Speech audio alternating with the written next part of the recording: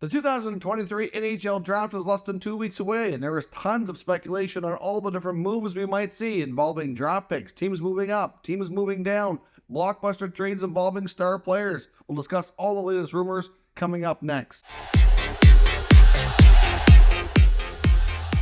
So welcome back to another video here at Top Shelf Hockey. As I mentioned, there's a lot of rumors floating around about what we will see at the 2023 NHL Draft coming up on June 28th and 29th. In Nashville. So today we're going to kind of recap all the latest rumblings about what we might see at this fun event that takes place every year. It's usually a very active time. Not only do you see a lot of top NHL prospects make their way into the NHL and finally get attached to specific NHL teams, but you see teams that are really wanting certain players and jockeying for position, trying to move up or down.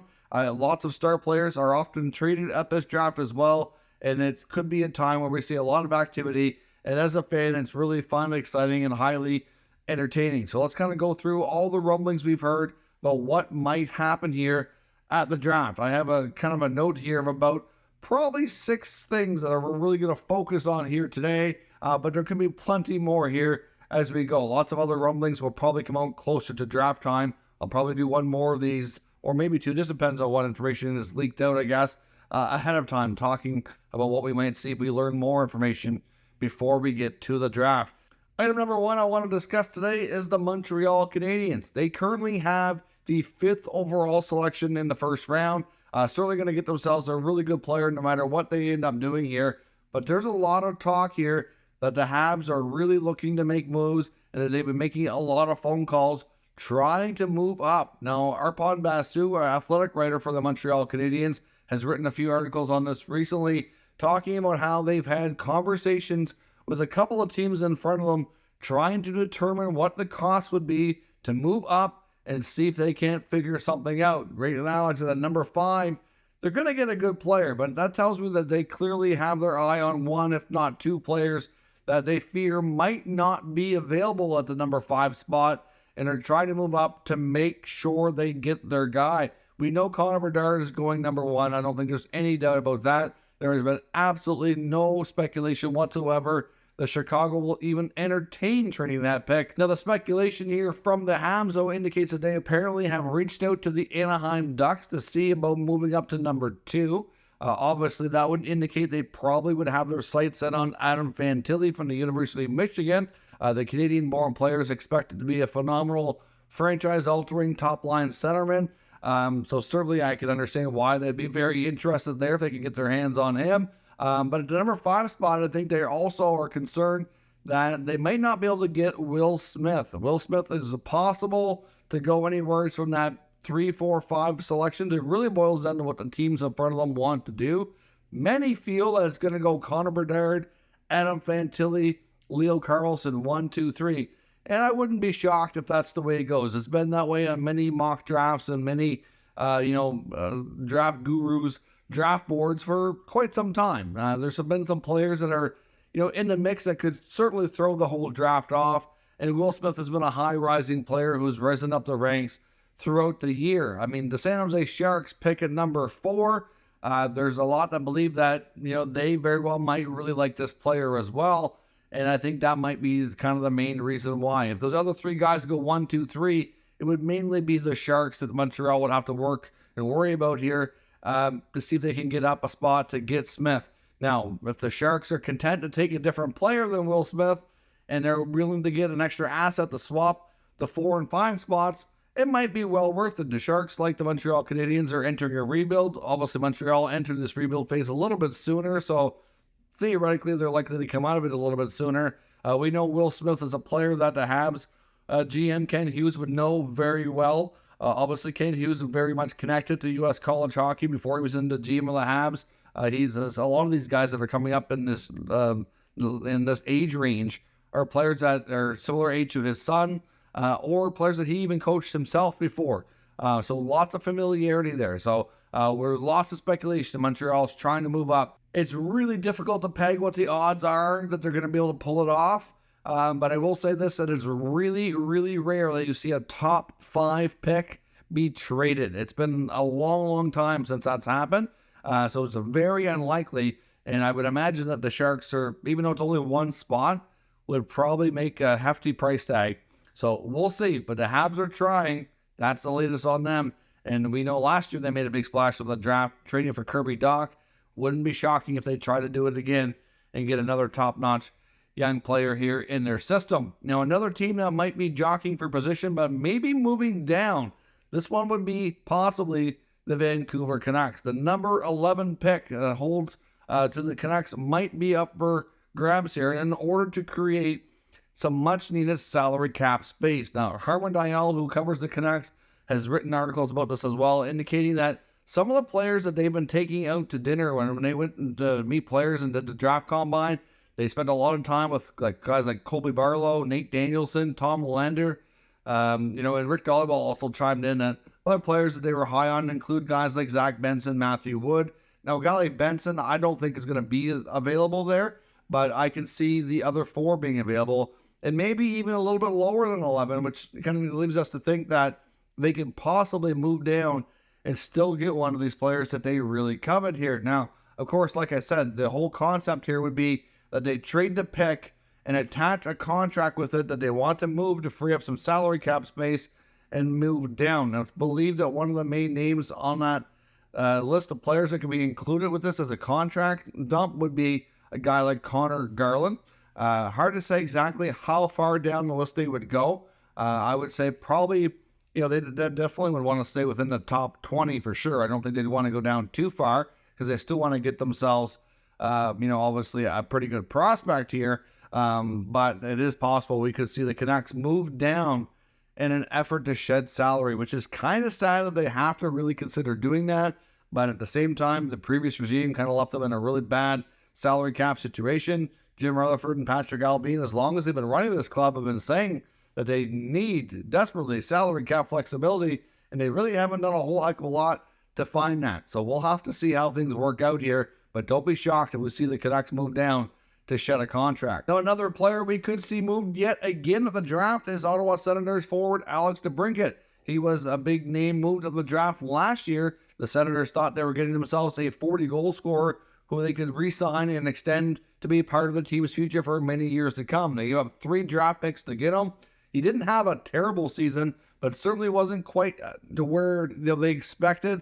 He's certainly not living up to a $9 million qualifying offer that's built into his contract. And word is now is that he's not real crazy about signing long-term in Ottawa, and that they're taking him actually to club-elected salary arbitration to knock down his QO from $9 million, which will take him down to below $8 million, to knock 15% off. That, of course, does not have to actually take place. If they finalize a contract or a trade ahead of time before the hearing starts on the arbitration side, then that will just be negated and they'll move on. But Alex Debrincat, worst case scenario, if he is an Ottawa Senator next year, likely is on a 1-year deal, which, at the kind of cap hit they can get through arbitration isn't all bad, but it still doesn't solve things on a longer-term basis. So many NHL insiders believe that the Senators would prefer, between now and the draft, to get a deal done for Debrincat, to send him on his way, and they can try to find that replacement player. Now, that replacement player may not necessarily come in this trade.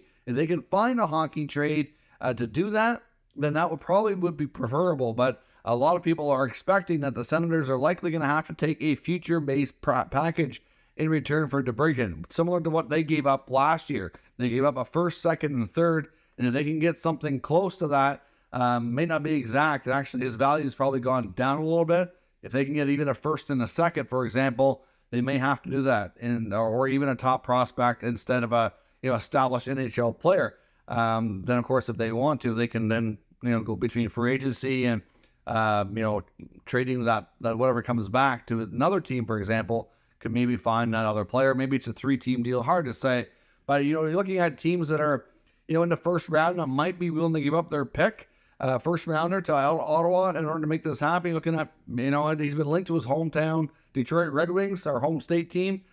I would be real cautious on Ottawa making that trade. I mean, you're looking at a division rival who's on a similar timeline to you on a rebuild and likely going to be contending at the same time. Why would you want to make them better? That to me just doesn't make sense. But they are very interested and reportedly in the mix. They're picking number 9 overall. So that is something that would probably be part of a package offered to Ottawa for Debrincat. You got to think Washington at number 8 might be willing to do that as well. We know they're looking to get stronger as well. They need to kind of retool here a bit. St. Louis would be a good fit as well, number 10 overall pick. And even Nashville at 15. But Nashville at 15, you're not going to get as strong of a player. I would think that they'd have to add a little bit more to that to make it more enticing than some of the other teams. Obviously, it's not going to be just a first rounder. Like I said, it's going to be either a first and a second or a first and a prospect or something along those lines. But all indications right now point to the fact that the Senators really want to get this Debrincat deal wrapped up and dealt with by the time the draft is over with. So that's what we expect at this point. Otherwise, he's going to end up going through club-elected salary arbitration, doing a one-year deal a little cheaper than he probably prefers, and finding his way out of Ottawa sometime throughout the next year. But we'll see. Either way, he was traded in last year's draft. Highly expected that it happens yet again. Now, another big name to watch as well is Pierre-Luc Dubois. We know he's refused to sign anything in Winnipeg and has insisted on being moved. For the longest time, he's been connected to the Montreal Canadiens. And now, of course, the Habs, if they do pull off a trade, like we talked about before, moving up on the draft, it doesn't mean that they wouldn't also look at doing something along these lines. However, the LA Kings have entered the conversation, according to Elliotte Friedman, and may have a lot to say about this. Now, Dubois reportedly gave a list of teams to Winnipeg that he would consider going to, and it's more than just one. It's not just the Habs. I still think that his preferred destination is Montreal, but there's at least 2 or 3 other teams that he would consider going to and signing a long-term deal with. Now, of course, this is likely going to be a sign and trade like the Matthew Tkachuk deal. So that's kind of where things are heading in that regard. But as we've heard reports from Friedman lately, the LA Kings are very, very, very interested. They have lots of picks and prospects that they can include in a package here, and some young players that are already get some experience to kind of entice things for the Winnipeg Jets. You could be looking at players like Sean Durzi, Gabe Velarde.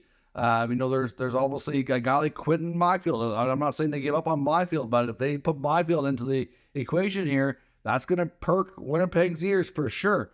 Now, like I said, no matter what the offer is, though, if Dubois will not sign a long-term deal, the trade's not going to happen. It's just that simple. And if he really wants to play hardball and go to Montreal, the return is going to be less significant for Winnipeg because Montreal knows he wants to be there. They'll just tell the Jets, well, why would we pay you a ransom, basically, when we can sign him next year as a free agent? So we're not going to, we'll give you obviously something like from a cap perspective, they'd probably have to anyway, but they're not going to overpay like an LA King team would. So it's really going to boil down to how much Dubois pushes to go to what team. But all indications are LA is hard at it, and this player is extremely likely to be traded at the draft or around the draft, and these are likely one of the 2 teams we're going to see. Now, we could also see a deal. There's been a ton of reports regarding the Rangers and the Canucks regarding Alexis Lafreniere. Now, if the Vancouver Canucks do not pull off a deal to move down in the draft, it has also been reported that the Rangers also do have interest in some of their players, like a Brock Besser or Connor Garland, and it's going to take probably more than that to get Alexis Lafreniere out of the Big Apple. But if they're willing to put together a trade where they can include one of those players and enough other stuff with it to entice them, it's very much believed that the Canucks want to push for that. Now, it doesn't mean it's going to happen, of course. The Rangers don't have to give up on the former first overall selection from just a few years ago, but it's fair to say that he and Capo Caco, both number 1, number 2 overall picks respectively, back-to-back years, have not really lived up to full expectations at this point. You would expect with the pedigree they showed and where they were drafted at, that they would have been further along in their development, having a bigger impact on the team. But you can also look at the team and how it's structured. They're just not getting the opportunity. They don't really see time on the power play or top-line minutes. They're still mostly third-line players. So, at this point, you got to think that they want to, fully realize their potential too. And as much as they don't really have any say about it, you got to wonder if they might welcome a trade to go on a bigger, have a bigger role. Obviously in Vancouver, they could probably do that as well as some other teams. But the connection to Vancouver and Lafreniere is his former agent was assistant general manager Emily Castonguay. Before she went to be the Canucks AGM, she was Lafreniere's agent. So obviously there's a connection there, and he knows her and trusts her. And obviously she knows and seen firsthand a lot of his play and, as he was developing into being the first overall pick a few years ago. So there could be some influence there to try to push for a trade if they can find a way to do it. So not to say that's going to happen, but I do expect we're going to hear more rumblings about it. And we're bound to see those two teams at least have conversations. Whether or not it goes anywhere is difficult to say. And one of the big wild cards here in the draft and as a prospect is Matvei Michkov. Of course, the Russian player has been mentioned on mock drafts and all kinds of things, anywhere from being the best prospect to being one of the top 2 prospects to top 5 prospect to, as much as his talent is there, he's going to probably slide down to, 10 to 15, 20. There's all kinds of speculation on how this is going to go. Nobody really knows. I mean, of course, Michkov was not at the draft combine. Obviously, a lot of teams haven't really interviewed him one-on-one. They've seen, obviously, plenty from a distance, but, he's a very, very, very talented player. Many view him as being a potential, superstar special player that could be a guy that rivals guys like Bedard and Fantilli in this draft on a long-term basis. Now, he's signed in Russia and is not going to be jumping to North America for about 3 years. So you're going to have to be patient and wait it out with whoever takes him. And for some teams, that's going to be a problem, and they're not going to want to be patient while they're, going through this. I mean, at the end of the day, do you want a superstar player to join you down the road? It's almost like a bonus player down the road.